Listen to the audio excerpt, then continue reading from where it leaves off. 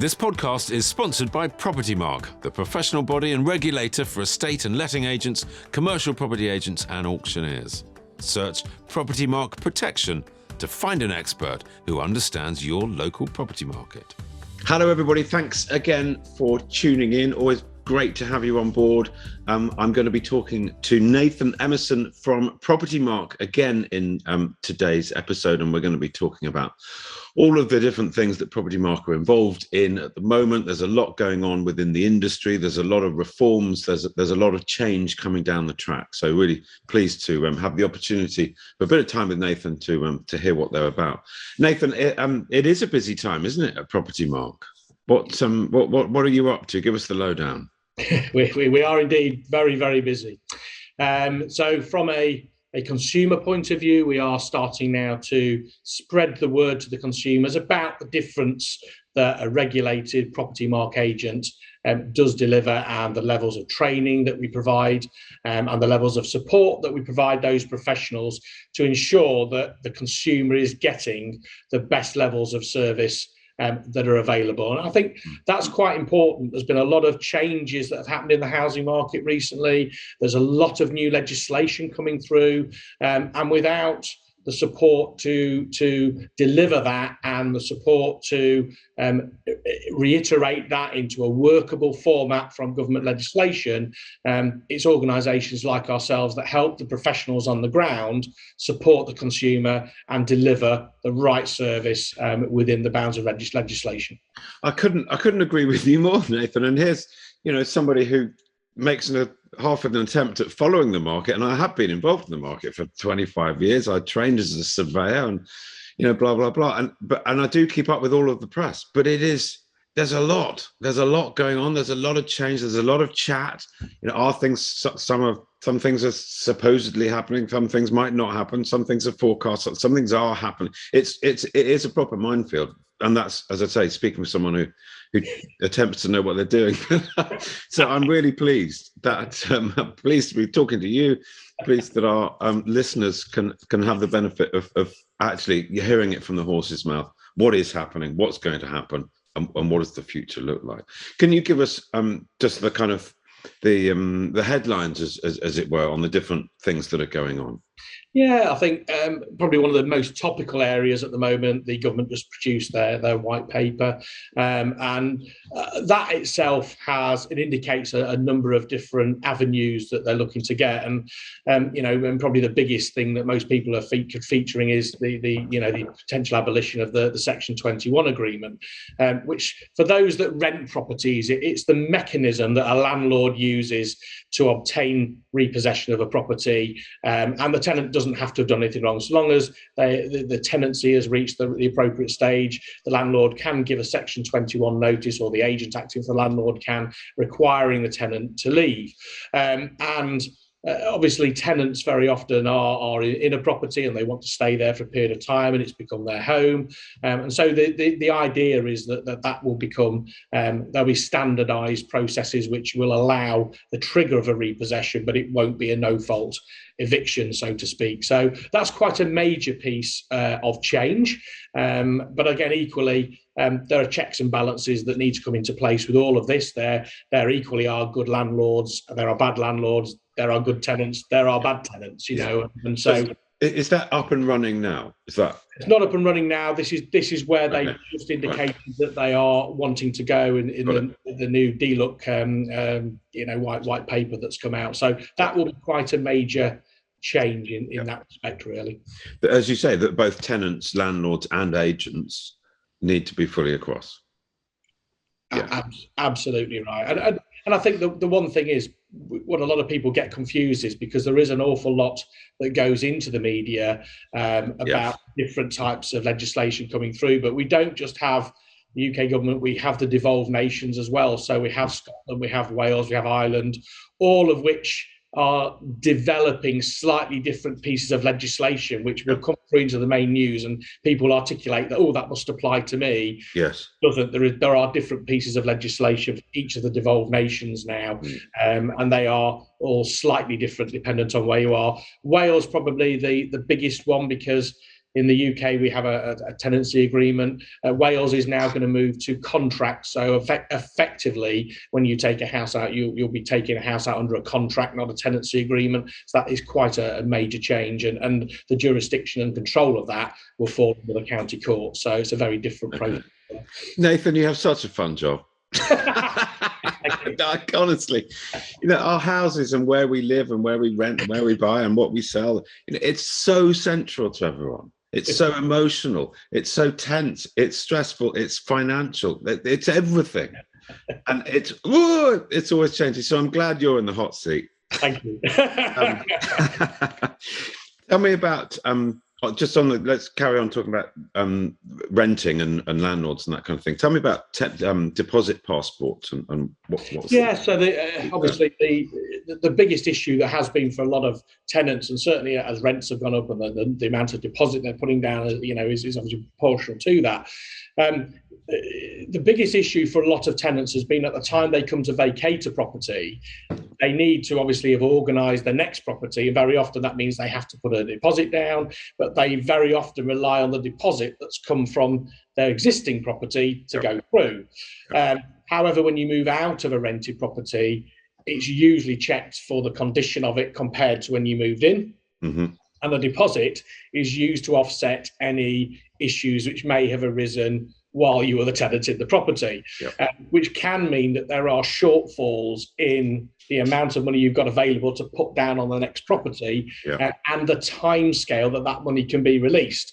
So what often happens is tenants have to find a new source of temporary funding in order to put the deposit down on the new property until they get the deposit back from their old property. So that has been an area which the industry and a lot of the suppliers into the industry have been looking at, and there have been various mechanisms people are looking at to try and help tenants be able to move from one property to the next without having to put themselves at risk. And tenancy passports and deposit passports are one solution which is out there. There are insurance products coming to the market shortly, and there are short-term facilitated loans. So it's an area that everybody is focused on, and that the idea is it will facilitate people, and there will be a breadth of solutions. That passport ability will allow you to move from one property to the next without worrying about the short-term placement of your deposit until you get money back from the previous property that you've obviously looked after very well. Obviously. I've heard of open banking. That all comes into this topic, doesn't it? Absolutely. Open banking becoming more mainstream now, and it is that proof of funds that are available. It is that proof of financial stability or lack of, really. So clarity is probably where it's going, really, Phil. Brilliant news. It does seem it's one of those topics you think, well, why didn't we do that before? It's we've been struggling around for years and years. It's brilliant. This is a really good step. How about landlord register? That's a term I've heard, and I'm afraid I confess to know precious little about it. That exactly what it says, really. They're looking to put a register together of landlords, and once that's in place, that then probably allows for greater clarity again, who owns which properties, and it's easier then to make sure that people are fulfilling their responsibilities as a landlord, and there is quite a lot of trust involved when you're providing a property to somebody who's going to live there as their home. You have various legal obligations to fulfill. And so, you have to bear in mind that the private rented sector provides about 19% of the housing in the UK. So it's nearly a fifth of all housing comes from there. And we need to be in a position where we are ensuring that people want to invest in providing housing services for people, and we want to be in a position where tenants have the right level of accommodation at the right standard.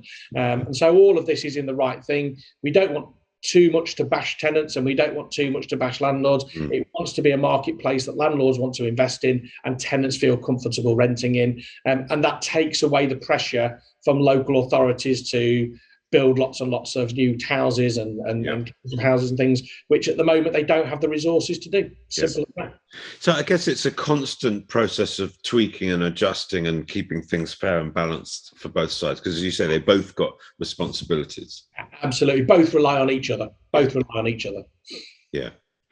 What else are you up to? Tell me about RoPA, because that is a Propertymark sort of concept, isn't it? Well, we were involved on the main sort of steering group that was involved and chaired by Lord Best, and his recommendations that went through to look at the regulation of property agents. So if you look at other industries, financial services, legal industry, solicitors, they are all regulated. So they are professionals, they are regulated, and they have a framework that they have to operate in. Property agents aren't regulated in the same way.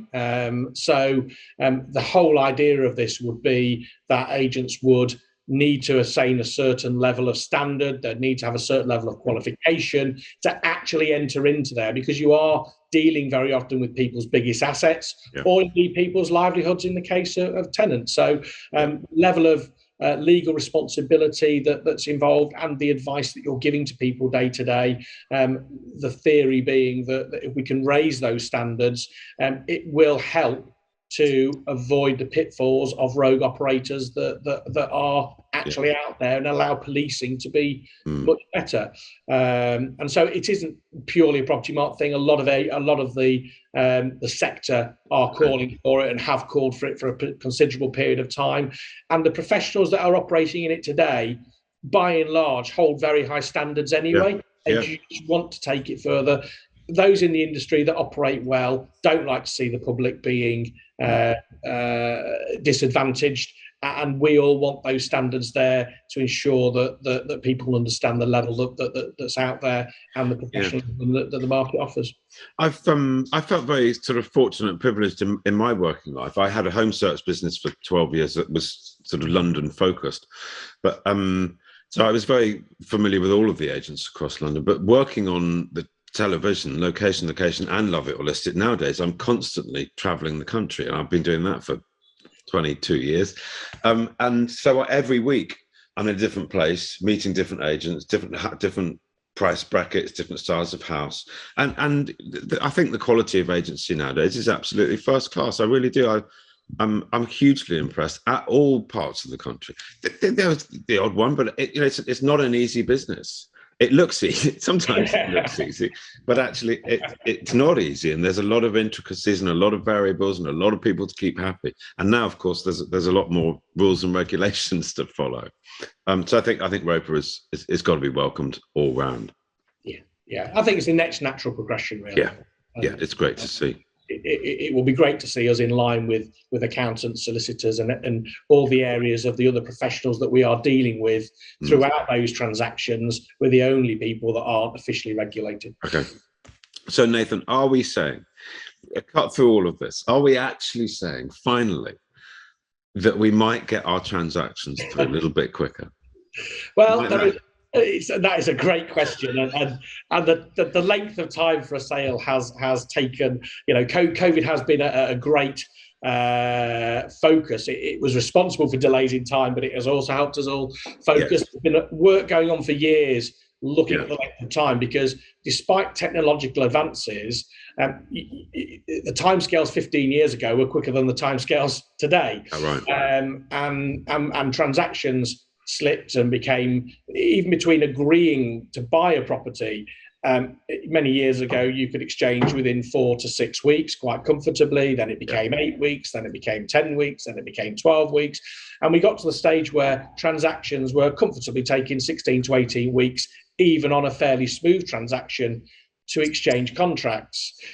If you think of somebody's whole moving journey, the standard timescale was average about 12 weeks for a property to hit the market to actually sell it in a normal market condition, not the fueled one we've got now.